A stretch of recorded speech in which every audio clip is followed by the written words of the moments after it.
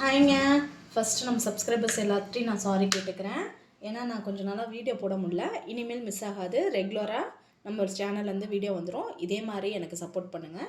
இன்றைக்கி நம்ம வீட்டிலேருந்து ஒரு ரொட்டீன் வ்ளாக் தாங்க பார்க்க போகிறோம். ஆஃப்டர்நூன் லன்ச் என்ன பண்ணுறோன்றதை பார்க்கலாம். நான் இன்றைக்கி ஒரு கிளி போட்ட சாம்பார் தான் வைக்கலான் இருக்கேன். அதுக்கு ஃபஸ்ட்டு இந்த இதில் வந்து நான் துவரம் பருப்பு எடுத்துக்கிறேன். ஒரு படி துவரம் பருப்பு. இதை ஃபஸ்ட்டு நம்ம வாஷ் பண்ணி எடுத்துக்கலாம். பருப்பு நல்லா வாஷ் பண்ணியாச்சு. இப்போ கூட வந்து ஒரு தக்காளி போட்டுக்கலாம்.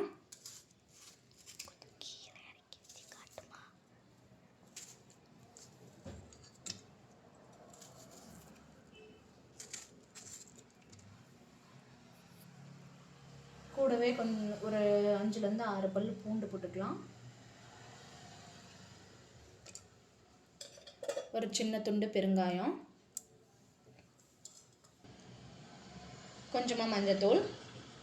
இது கூட இப்போ தண்ணி சேர்த்து நம்ம விசில் வச்சு எடுத்துக்கலாம். தேவையான அளவு தண்ணி ஊற்றிக்கிறேன்.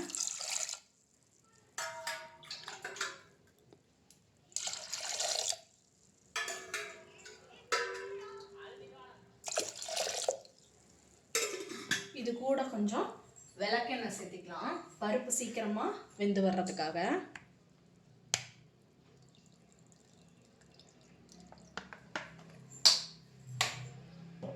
இப்போது நம்ம இது விசில் வச்சு எடுத்துக்கலாம்.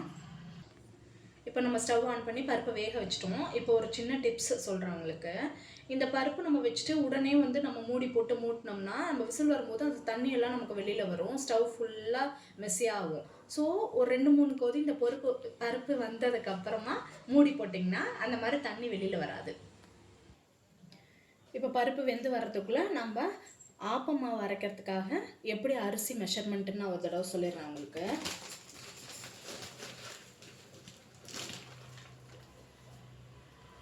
ஒரு டம்ளர் இட்லி அரிசி எடுத்துருக்கேன். இந்த டம்ளரில் எந்த டம்ளரில் நம்ம இட்லி அரிசி எடுக்கிறோமோ அதுலேயே தான் உளுந்து பச்சரிசி ரெண்டுமே அளவு எடுத்துக்கணும். நான் இன்றைக்கி வந்து இதில் 1.5 டம்ளர் இட்லி அரிசி போடுறேன்.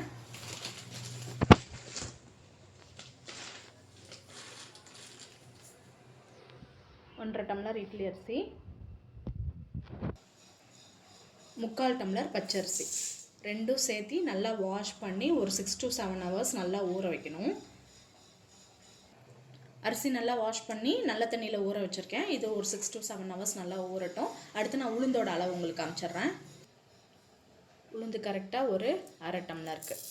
இது கூடவே ஒரு ஸ்பூன் வெந்தயமும் சேர்த்துக்கலாம். இந்த ஸ்பூனில் ஒரு ஸ்பூன் வெந்தயம். உளுந்து வந்து நமக்கு ஒரு 2 மணி நேரம் மாவு அரைக்கிறதுக்கு பிஃபோராக 2 hours பிஃபோர் தண்ணி ஊற்றி ஊற வச்சிங்கன்னா போதும். அதனால் நான் தண்ணி அளவு மட்டும் சொல்லிட்டேன். நான் லேட்டாக தான் தண்ணி ஊற்றி ஊற வைப்பேன். அளவு மட்டும் பார்த்துக்கோங்க. இது ஆப்பம் மாவு அரைக்கிற வீடியோ உங்களுக்கு நான் தனி வீடியோவாக போஸ்ட் பண்ணுறேன். அது நான் எப்படி மாவு அரைக்கிறேன்றதை நீங்கள் பார்த்துக்கோங்க. இந்த அளவுக்கு இந்த மாதிரி கொதிச்சதுக்கு அப்புறமா நம்ம மூடி போட்டோம்னா நமக்கு தண்ணி எதுவுமே பொங்கி மேலே வராது.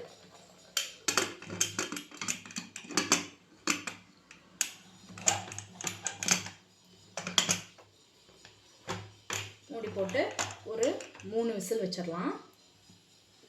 நான் விசில் வந்ததுக்கப்புறம் காட்டுறேன். பருப்பு விசில் வந்துடுச்சு. இப்போ நம்ம ஓப்பன் பண்ணிடலாம். பருப்பு நல்லா வெந்திருக்கு பார்த்தீங்களா, மலர்ந்துருக்கு. இது இப்போ அடுத்து நம்ம தாளிச்சிடலாம். வானல் வச்சு ஸ்டவ்வில் நமக்கு தேவையான அளவு எண்ணெய் ஊற்றிக்கலாம். இதில் ஒன்றுமே இல்லைங்க, சிம்பிளாக நம்ம தாளிக்கிறது தான். சின்ன வெங்காயம் இந்த மாதிரி கட் பண்ணி வச்சுருக்கேன். 3 பச்சை மிளகாய் கீத்தி வச்சுருக்கேன். கொஞ்சம் கருவேப்பிலை, அவ்வளோதான். காரம் வந்து உங்களுக்கு அதிகமாக சாப்பிடுவீங்கன்னா கூட 2 பச்சை மிளகாய் கூட சேர்த்திக்கோங்க. இப்போ நான் தாளிக்கிறது காட்டுறேன். கடுகும் ஜீரகமும் இந்த ஸ்பூனில் ஒரு ஸ்பூன் அளவு போடுறேன்.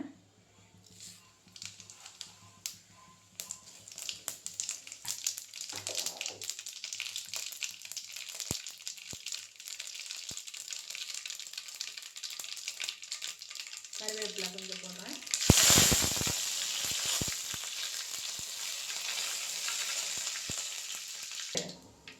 பச்சை மிளகாய்,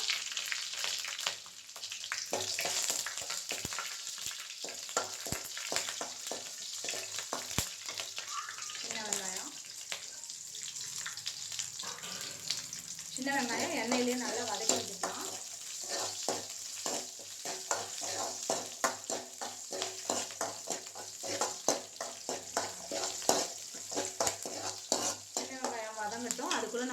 கடைஞ்சி எடுத்துக்கலாம். பருப்பு நல்லா வெந்துதான் இருக்குது, இருந்தாலும் மத்து வச்சு ஒரு கடை கடைஞ்சிக்கலாம். எங்கள் வீட்டில் யாருக்கும் பருப்பு முழு பருப்பாக இருந்தால் பிடிக்காது, அதனால நான் நல்லா மசியை கடைஞ்சிக்குவேன்.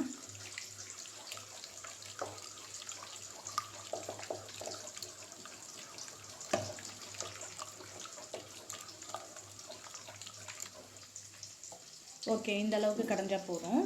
அந்த வெங்காயம் வதங்கினோன்னே இந்த பருப்பு நம்ம அதில் சேர்த்திடலாம். வெங்காயம் இந்த அளவுக்கு வதங்கினதுக்கப்புறமா நம்ம கடைஞ்சி வச்ச பருப்பு நான் சேர்த்திடுறேன்.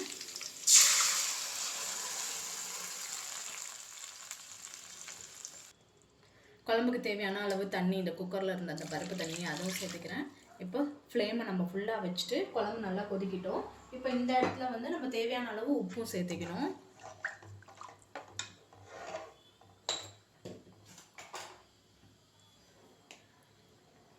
உப்பு சேர்த்துக்கிறேன்.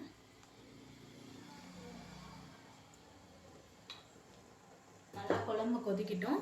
கொஞ்சம் நேரம் கழித்து 2-3 கொதிச்சதுக்கப்புறமா நம்ம புளி கொஞ்சம் ஊற வச்சுருக்கேன், அதுவும் சேர்த்துக்கலாம். இப்போ நமக்கு இதுக்கு நம்ம சைட் டிஷ்க்கு வந்து கொஞ்சம் சுருக்குன்னு உருளைக்கிழங்கு பாலக்கீரை பொரியல் செஞ்சுக்கலாம். நான் உருளைக்கிழங்கு கட் பண்ணி வெளியில் வச்சா கலர் மாறிடணும், தண்ணியில் போட்டு வச்சுருக்கேன். இந்த மாதிரி சின்ன சின்ன பீஸாக கட் பண்ணி, நீங்கள் அதே மாதிரி பாலக்கீரையும் பொடியாக நறுக்கி வச்சுருக்கேன். இப்போ நான் இதை எப்படி செய்கிறதுன்னு சொல்லிடுறேன். வானல் வச்சாச்சு, வானல் நல்லா சூடாகிடுச்சு. தேவையான அளவு எண்ணெய் சேர்த்துக்கலாம். எண்ணெய் கொஞ்சம் சூடாகட்டும். 1 ஸ்பூன் அளவு கடுகு, 1/2 ஸ்பூன் ஜீரகம், 2 பொரியட்டும்.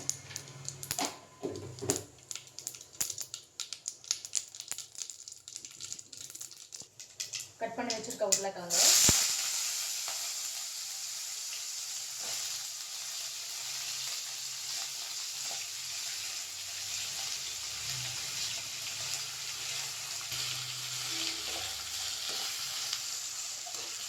நல்லா வதக்கி விடுங்க எண்ணெயிலேயே.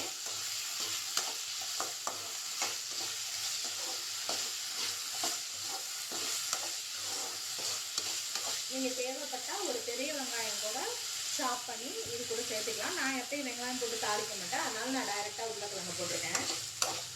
இது கொஞ்சம் மீடியம் ஃப்ளேமில் வச்சு நல்லா வதக்கி விடுங்க.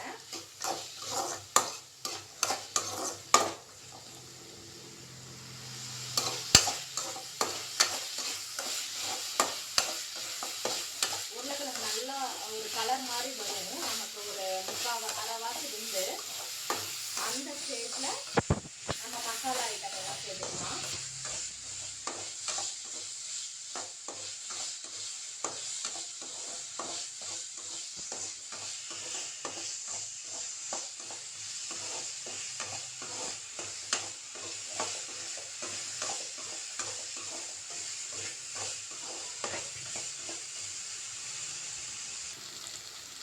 ஒரு 1/2 ஸ்பூன் இஞ்சி பூண்டு பேஸ்ட்டு சேர்த்துக்கோங்க. ஆக்சுவலாக பிஃபோராகவே சேர்த்துருக்கணும், நான் மறந்துட்டேன். நான் அதனால இந்த ஸ்டேஜில் சேர்க்குறேன்.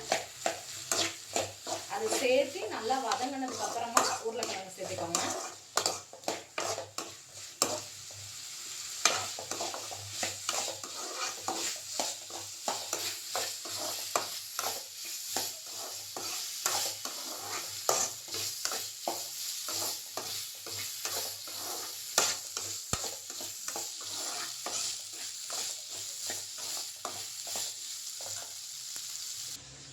உருளைக்கிழங்கு இப்படி வெந்துட்டு இருக்கட்டும். நம்ம அதுக்குள்ளே குழம்பு நல்லா கொதிச்சு வந்துருச்சு.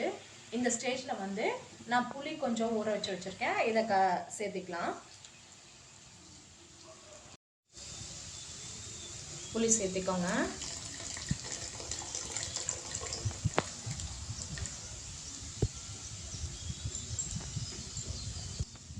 இன்னொரு தடவை தண்ணி ஊற்றி கரைச்சி அதையும் சேர்த்திக்கோங்க. புளி சேர்த்தியாச்சு. குழம்பு ஒரு தடவை கலந்து விட்டுட்டு இது ஒரு 2 கொதி வந்துச்சுன்னா போதும். மல்லித்தலை கொஞ்சமாக சேர்த்து நம்ம குழம்பை இறக்கிடலாம். பார்த்தீங்கன்னா ஓரளவுக்கு கலர் மாறி உருளைக்கிழங்கு வந்துருக்கு. இதுவே ஒரு 1/2 பங்கு வெந்திருக்கும். இந்த ஸ்டேஜில் வந்து நம்ம தேவையான அளவு மஞ்சள் பொடி கொஞ்சம் சேர்த்துக்கலாம்.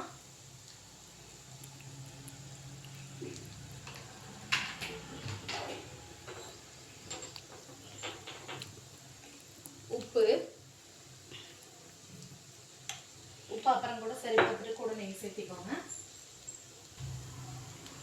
தேவையான அளவு தனி மிளகாத்தூள். இது நான் வீட்டில் அரைச்ச பொடி தான்.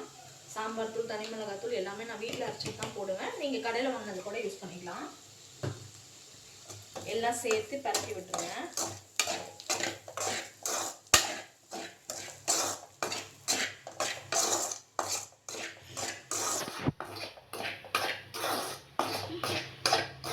நல்லா பரட்டி விட்டுட்டு இப்போ இந்த காய் முழுகிற அளவுக்கு தண்ணி ஊற்றினா போதும்.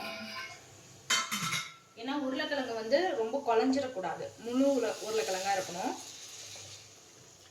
இந்த அளவுக்கு தண்ணியை ஊற்றிட்டு ஒரு மீடியம் ஃப்ளேமில் வச்சு உருளைக்கிழங்க வேக வச்சு எடுத்துக்கலாம். லாஸ்ட்டாக நம்ம இறக்கிறதுக்கு முன்னாடி தான் கீரை சேர்க்கணும். அதனால ஃபஸ்ட்டு இது வெந்துட்டோம். குழம்பு நல்லா கொதிச்சிருச்சு. மல்லித்தலை சேர்க்கறதுக்கு முன்னாடி உப்பு சரி பார்த்துக்கோங்க. நான் பார்த்துட்டேன், உப்பு கம்மியாக இருந்தது, நான் போட்டாச்சு. இப்போ மல்லித்தலை நம்ம தூள் விட்டுக்கலாம். அவ்வளோதாங்க, குழம்பு ரெடி. ரொம்ப சிம்பிள் ரெசிபி தான் இன்றைக்கி நம்ம வீட்டில்.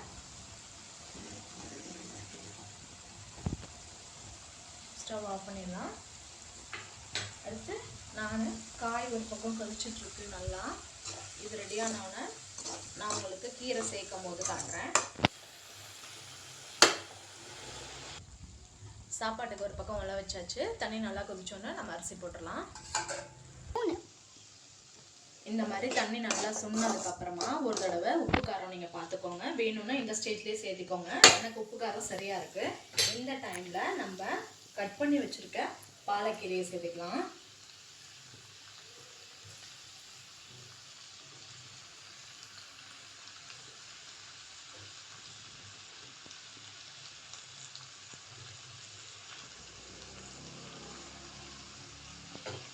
சேர்த்திட்டு நல்லா பரட்டி விடுங்க. கீரையிலே நல்லா தண்ணி விடும். தண்ணியெல்லாம் எதுவும் சேர்க்க வேண்டாம்.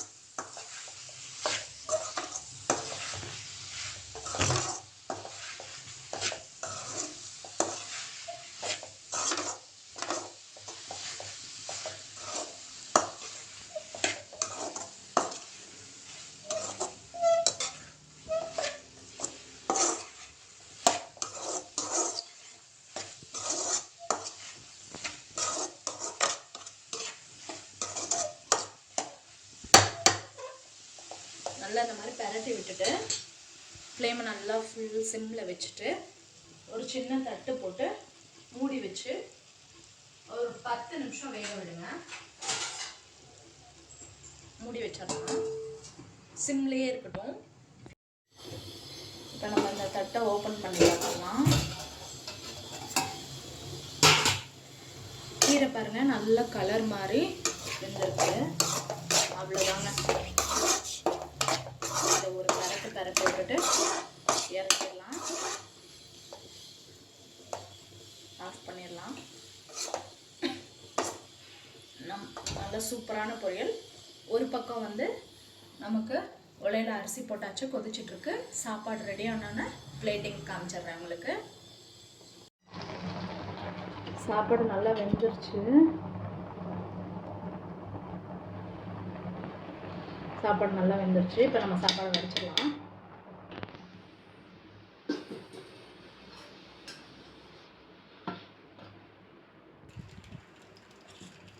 சாப்பாடு வடிச்சிடாச்சு.